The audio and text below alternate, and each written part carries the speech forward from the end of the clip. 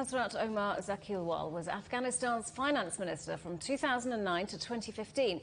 Over the weekend, he met Taliban leaders alongside former President Hamid Karzai and Dr. Abdullah, who led the High Council for National Reconciliation.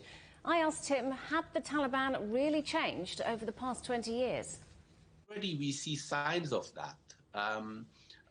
They came to Kabul, take over the capital as well as the rest of the country militarily, but we don't see within them the desire to take revenge, the desire to impose the harshness that they were known for and people were scared of, the desire to use soft language and also act softly, and also the messages that they have learned not only from their own mistakes of the 90s, but they will also learn from the mistakes of the past 40 years, where winning the war is one thing, but winning the hearts is the most important thing, that if they are to be there and be a significant part of the next governance, then they will have to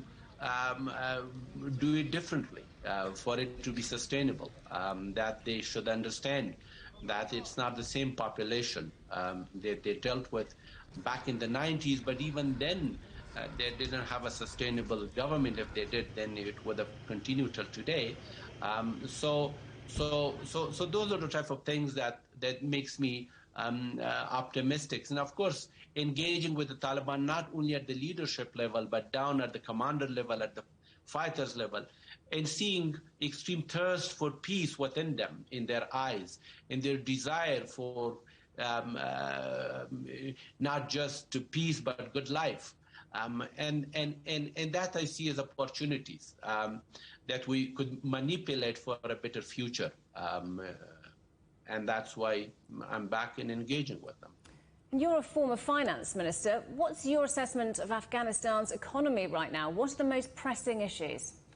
Well, the economy is in a very dire situation. Again, Afghanistan was a very poor country to begin with, but we just saw the fall of a government, so that militarily fall of the government, so that had a cost to the economy.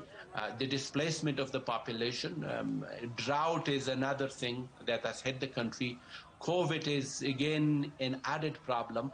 So right now, the humanitarian crisis is the most pressing issue. People are hungry, actually, and millions of them on the street and in the villages, in the cities, and they need urgent attention. And as days go by, we are going into a deeper economic crisis. Right now, the economic situation is extremely unsettling. And the Taliban is currently restricted from accessing assets through the IMF and the US Central Bank. How vital is it that access is granted soon? Well, it directly affects the banking system. If that access is not there, then a banking crisis we will have to the extent of a banking collapse in this country. And putting that back on track is going to be extremely difficult. And the banking is important not only for the banking purposes, it affects the psyche of this country, the psyche of the economy of this country. Again, those restrictions imposed from outside has made life more difficult, no doubt about it. And the Taliban's promised its new government will be inclusive. Do you think that's possible? And what will that look like? Will we see women in key roles, for example? They will have to mean it, and they will have to. It will have to be inclusive. Inclusive not only that they are in the decision-making seats, only appointing, but also inclusive in the decision-making itself, in the decision-making of the government itself. It has to be representative. It has to reflect the diversity, the ethnic diversity of this country, the regional diversity of this country, and also, again, in terms of faces, that it will have to be made of, again, the Taliban and some modern faces, some tribal faces and all that, And that's what will make it inclusive, and that's what will also be good for the Taliban, because that will be a government that will have, again, differently, a religious legitimacy, but also public legitimacy, national legitimacy, and it will also have to have international legitimacy. International recognition is absolutely key to the